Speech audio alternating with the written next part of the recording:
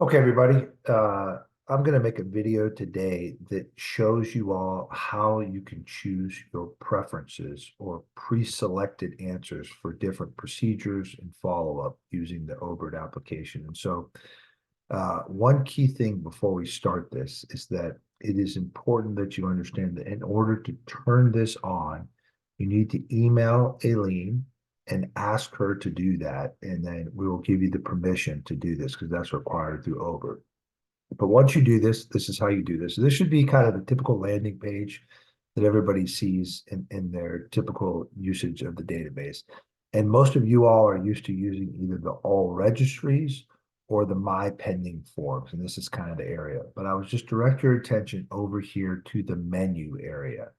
And if you click on this menu area in the top right and you come down to clinical suites, that's going to take you over here. And in order to have full access to clinical suites, just click this little arrow right here. And this is going to open up this area of OBERT.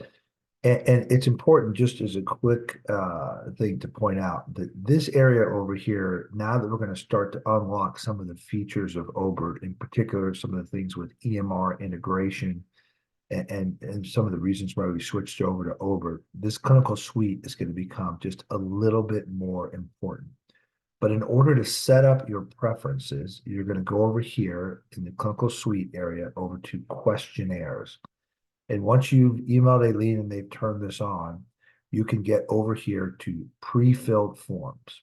You're going to click on pre-filled forms, and that is going to take you here. And so you can create a new pre-filled form. So again, there's some baseline things here. If you just put ACHQC, you'll see that you can put for a 30-day follow-up, an additional follow-up for the pre-op information. So I'm going to go ahead and make one here. And this is going to be for my LAP TAPP, which is what I typically do. So we're going to go ahead and create that. And you want to hit OK. Okay, and then it's going to take you to allow you to fill these in. So again, this is now going to be your pre-filled form. So you can leave things blank if you want, or you can fill them in, and we'll go through what I tell you how to use them just a little bit later. So I'm going to leave this blank. These I'm going to always default to no. And we're going to go through, and this is how we're creating our pre-filled form. So we'll say they're independent, unknown.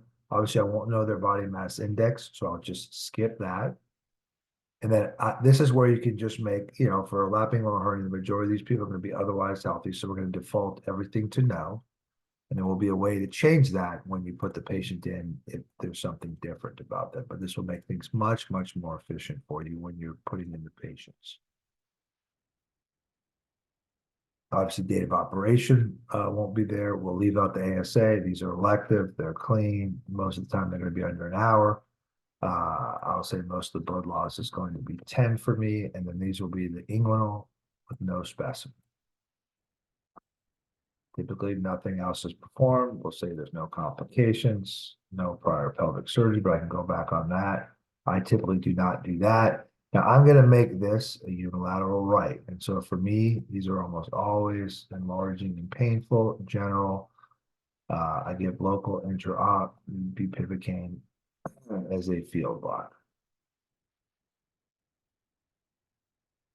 I'll leave these blank because obviously we won't know until we're there. I'm not going to know this. Typically there's not going to be a prior mesh. This is going to be lap, tap for me.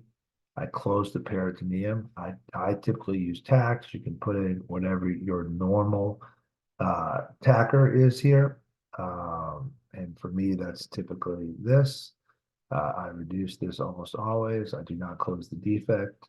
Whatever mesh you typically use, you can preload in this and how you fixate it.